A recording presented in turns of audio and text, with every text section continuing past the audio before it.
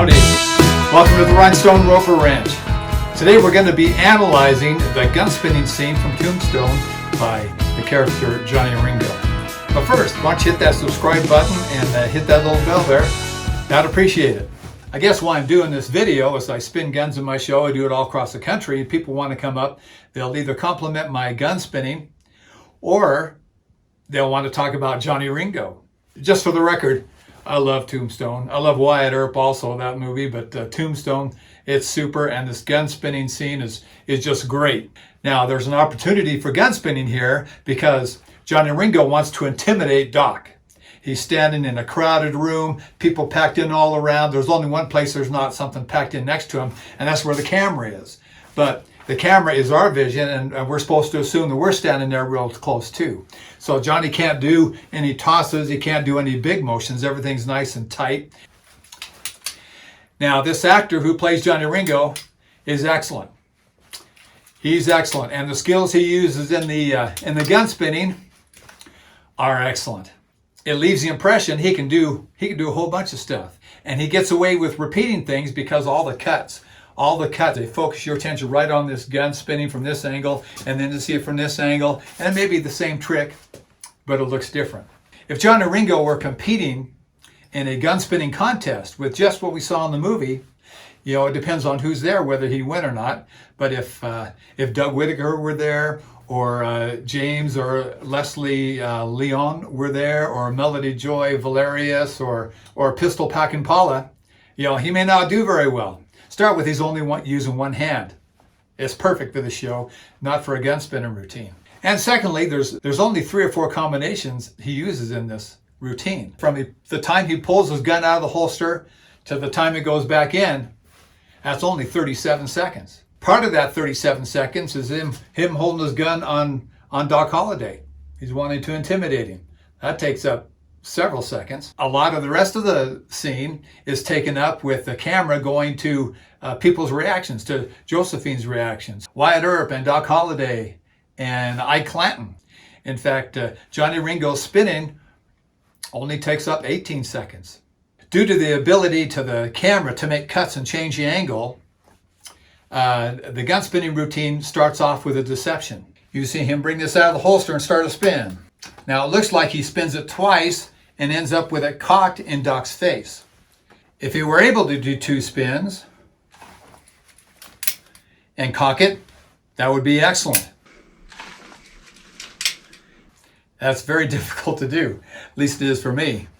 What I suspect happened, since there's a cut right there, they showed him coming out of the holster and going into a spin, and then they cut in right here when he's going to cock it. I suspect that's what they did.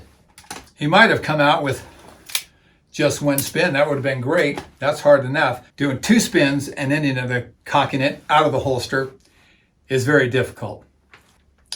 And then it goes into a series of single spins and catch him again.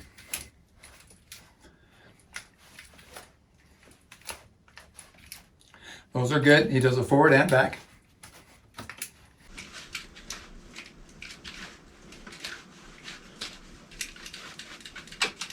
He never spins it more than twice in a forward direction. If you're going to win a gun spinning contest, you better do it with both hands.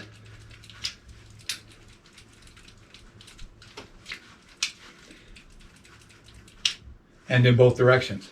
Another move he likes, he repeats this a couple times, and that is, I think people call it the starburst.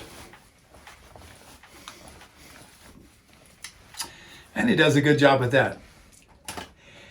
You can see that he repeats it twice, and he may be doing it the 3rd time. It's implied because you can see Morgan Earp's eyes going like this. And he's amazed.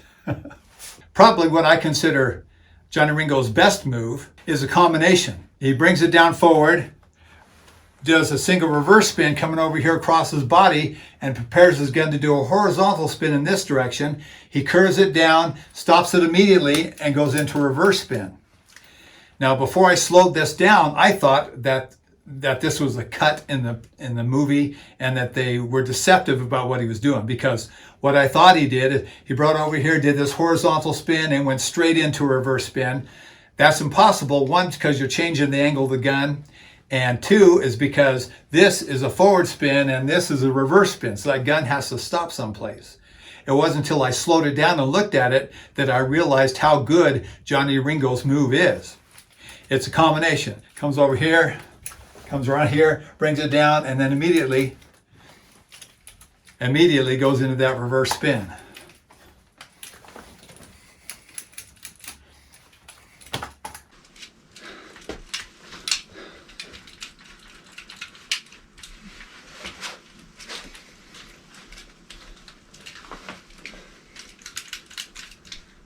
That's a very good move. In the 17 seconds, he does that combination 4 times. Johnny finishes off his routine with spinning his gun backwards into his holster. And just like everything else, it's slick the way he does it. But this is a deceptive part of the movie. It infers that he spins it twice and back into the holster, like Shane does in the movie Shane.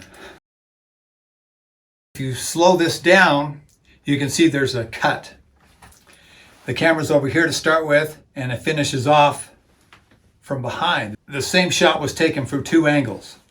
He brings it down like this, comes up like this, and it cuts, and then comes over here for the other camera and gets it coming. It looks like it went twice, but I believe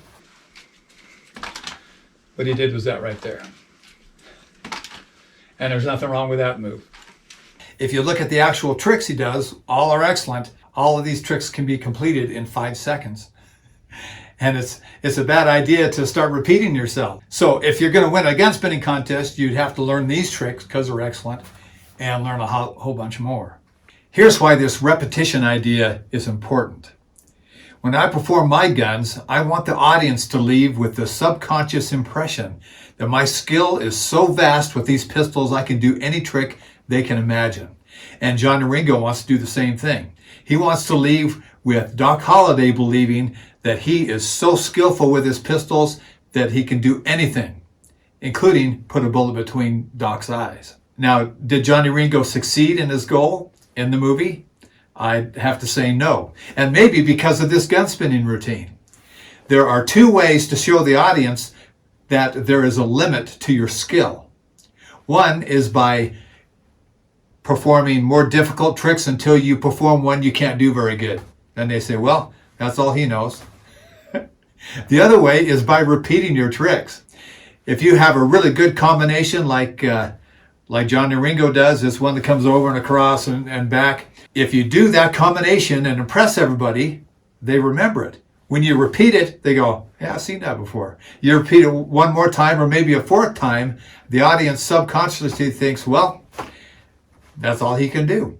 In this movie, that's what happens with Johnny Ringo. You know, the first rule, he succeeds at. He only does the tricks he's excellent at. But the second rule, he broke. He had this really cool combination. He repeated it 4 times. It's a great scene in the movie. I've watched it many, many times. I enjoy it. I wanted to see what makes it so good. Well, the setting makes it good. The audience reaction that the camera goes to, and the skill that this actor uses in handling these guns in this way just sets it off. That's my opinion of Johnny Ringo's gun spinning routine. You have fun with your guns. We'll see you next time. Take a look at these other videos you got coming up. I hope you push like. Thanks a lot, everyone.